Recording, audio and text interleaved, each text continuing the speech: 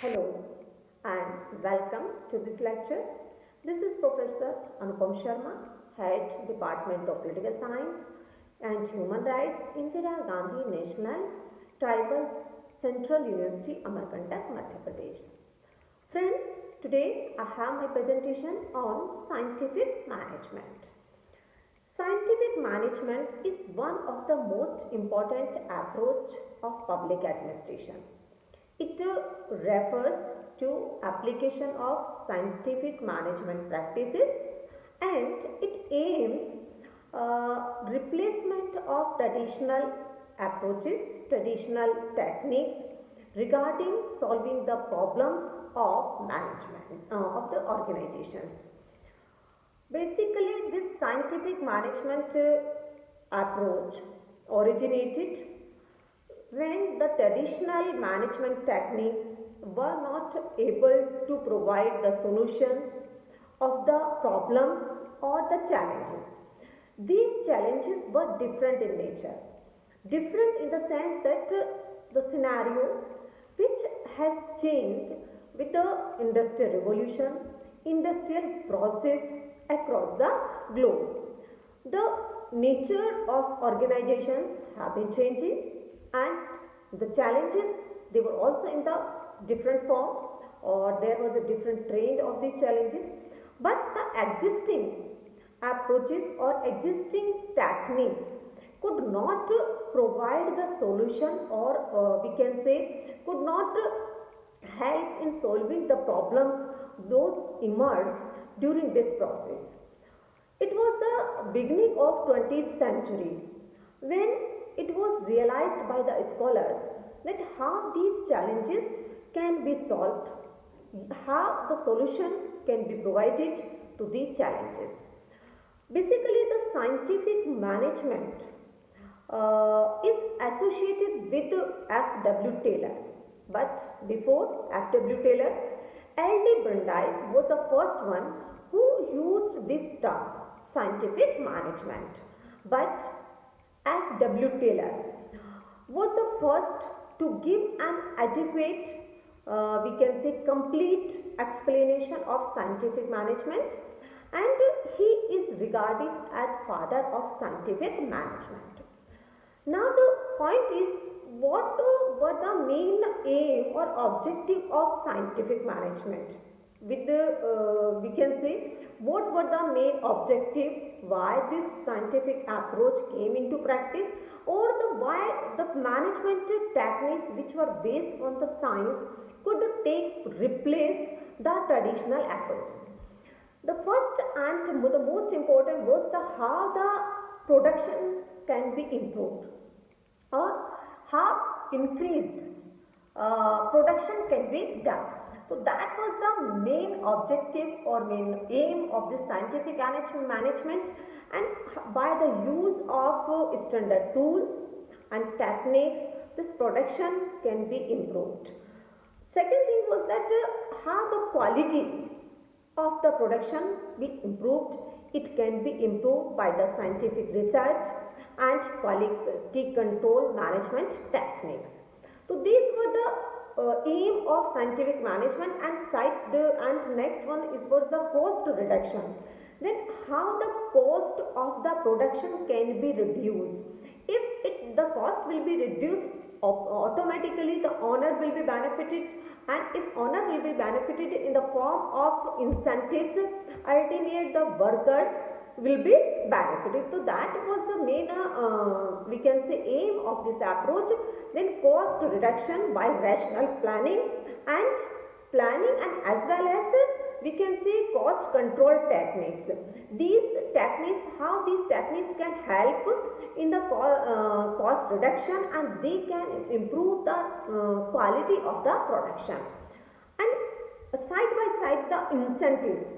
If the incentives will be given to the workers, ultimately they will make their impact on the we can say the quality or quantity of the production. So these were the basic aim or objective of scientific management. Scientific management, as I told you, that it is basically related with F.W. Taylor. F.W. Taylor, who is regarded as father of scientific management, basically he was a engineer by profession. He was recruited as apprentice and later on he has been promoted. And that was the time whenever he worked in the we can say organizations, and whenever he was working in the organizations, he realized a few things and how these organization techniques, how production can be improved, how quality can be improved. So it was due to the profession of F.W. Taylor. And till 1901 he worked as an engineer, but later on he had his focus mainly on his experiments, and experiments we can say, and the researches. On the basis of his research, he conclude or he drawn important conclusions we can say. He experimented in Midway Steel Company and Bethlehem Steel Company, and on the basis of this factual data or experiences, he drawn some conclusion that how productivity can be increased and how the cordial relation between the workers and the owner can be made. Whenever he has we can say working in the in industry, he has started to write his writings. His main writings were a piece rate system, which was published in 1895, and second was the art of cutting metals, which was published in 1906, and the important the principles of management, which was published in 1911. So these were his main writings, and on the basis of his writings he tried to establish the scientific management techniques in organizations or the industries. On the basis of his experiments on writing, he made some conclusions, and these conclusions were first, and how development of a science means development of a science to replace the old practices. How these old practices were existing in the administrative organizations or the industries, how these can be replaced by the scientific techniques, because the scientific techniques may be more beneficial or will be the more effective dealing the problems or challenges of these industries. That's why he focused on the development of science. And whenever he moved ahead, then he made his focus on how the scientific selection can be done. Scientific selection means the selection of the workers. Those will work in the organization, how they should be recruited, what should be the procedure. So he focused that this process of the selection should be scientific in the manner that we can say the person or the quality or the ability is required for particular post. The person should have all these. If he will be recruited on the scientific base, obviously he will be helpful for the organization. And with the selection, he also focused on the training also. Training means if a person or we can say the employees who are working in the organizations, they should be provided time to time training to the employees so that they can be we can say trained, and if they will be proper trained, obviously the effectiveness will be maintained or the output will be better, or output can be increased in the form of production. F.W. Taylor has made his focus on division of work and responsibility. Work and responsibility between employee and the employer, workers and the owner we can say. He has his focus that not only the distribution should be between the amongst the workers, but it should be between workers and employees, because if work will distribution will be equal or in a proper way, means there will be no we can say tension, or there will be no we can say criteria wise problem will be there. Means he wanted to say that clear cut distribution of the work will improve the quality of the production and quantity as well. Whenever we talk about the scientific tools, how the scientific tools can be applied in the industries, so he take care that how the working conditions, how the equipments, how the machine, which is the part of owner, which is the part of the capitalist, it should be dealt in a proper way. Because if good machines will be there, good equipments will be there, and the workers, they will work with this machine and weapons, we can say, or the tools, obviously the efficiency can be brought. Because we can see waste of time, whenever waste of time is there between the machines and the we can say workers, then productivity can't be increased, and it will be, we can say, minimized in the sense, because there will be old tools, techniques, machines, and the workers, they will not be able to give their best. So to take the best from the employee side, the machines, equipment, and the managerial aspect. His basic focus was on the we can say the managerial aspect. Then a management should be done in a better way so that they can perform their best. And W. Taylor also talked about the scientific incentives, we can say scientific schemes for the good work. Scientific scheme in the sense that how these schemes in decision making can be done, and if scientific management will be there, obviously the schemes, those will be brought by the owners, they will help to the workers, they will help directly to the production of the goods or the items. Important thing which was taught by F.W. Taylor, the use of scientific management in decision making for solving the problems of management problems, and rather than depending on rule of thumb, means or trial or error method. Here he wanted to say that the problems or the challenges, they should be solved, or they should be handled with the scientific management. There should be removal of the rule of thumb or trial and error method, because if these methods will be applied, obviously the time will be wasted, and second thing, the output or the production or the efficiency, it can't be attained in the in organization or industry. Therefore he had his main focus on scientific management techniques in decision making. If decision will be taken in a scientific way, that obviously the efficiency can be achieved or attained in the person. He also talked about the we can say the development of managerial thinking. He raised the point, if scientific management thinking will be there, obviously it will help to the owners or to the workers or both together.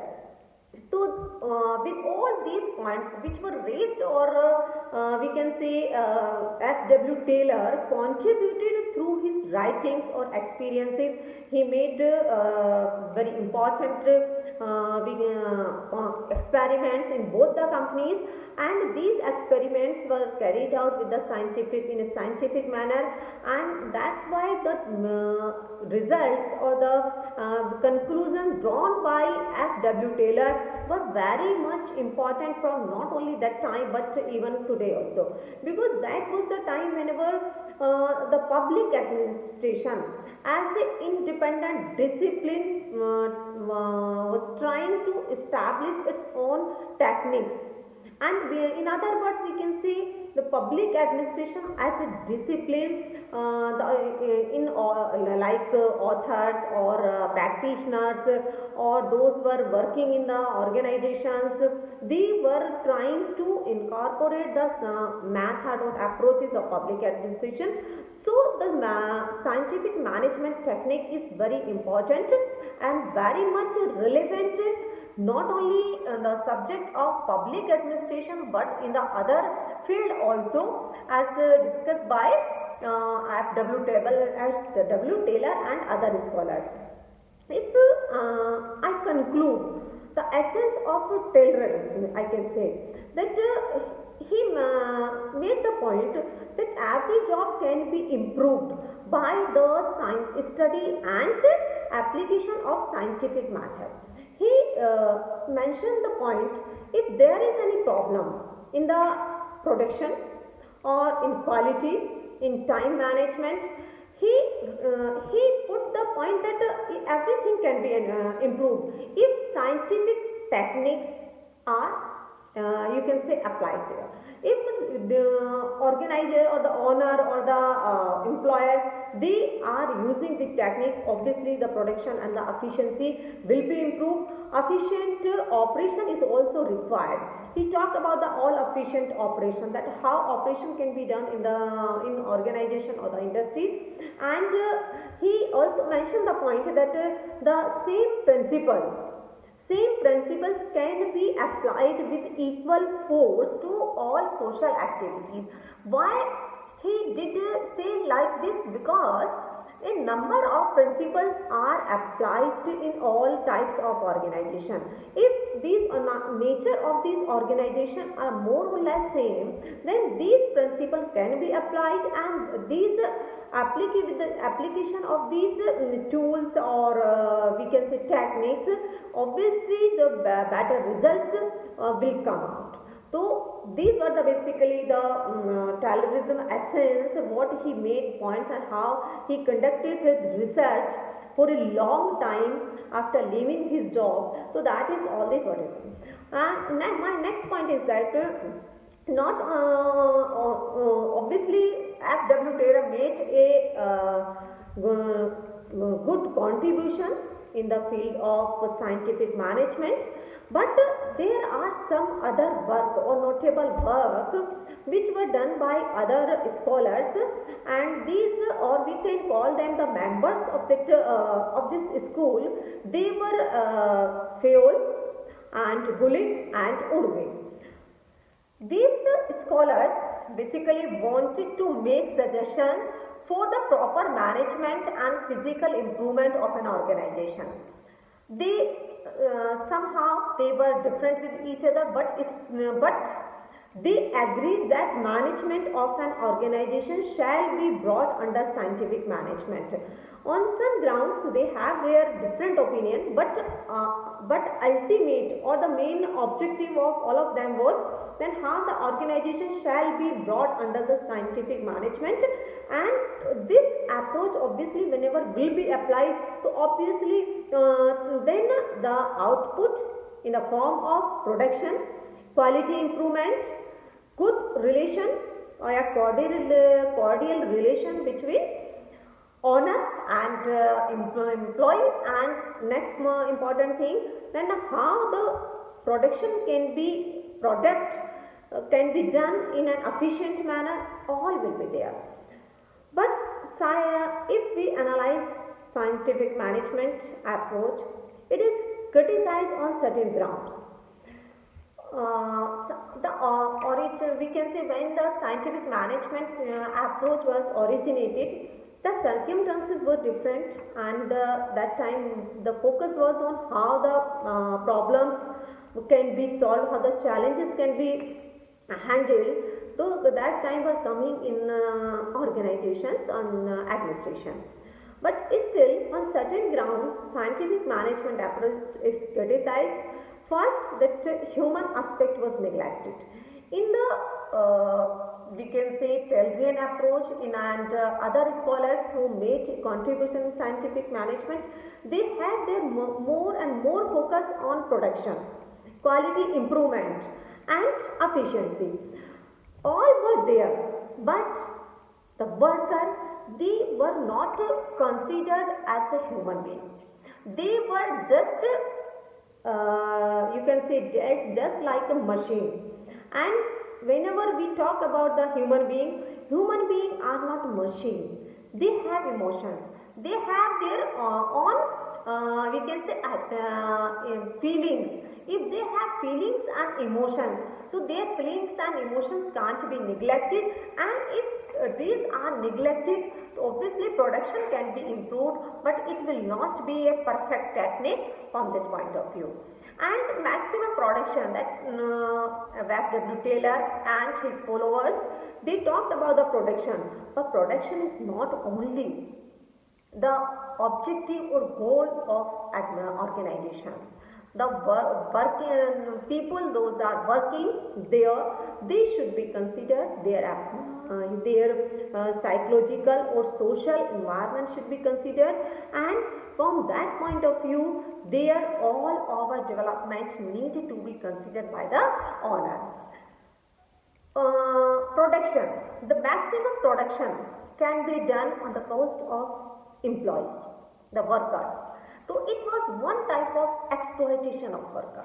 Whenever they talk about the maximum output, how maximum can be achieved?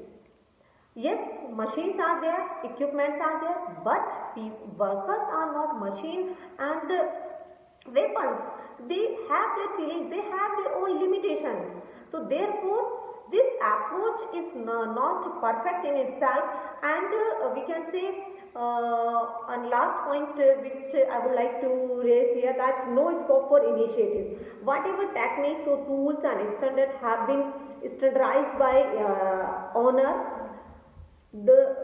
they will be followed, they will be maintained, and efficiency and the production cost reduction will be there, but there will be no scope for initiatives, which was lacking there. So on these grounds, the scientific management is criticized, and we can say the scholars, they have their own views. So from this point of view, this is all about the scientific management, which reflected its contribution in the field of efficiency and production, and how the better we can see the cordial relation between owner and employee can be established. With these words, I would like to thank you very much.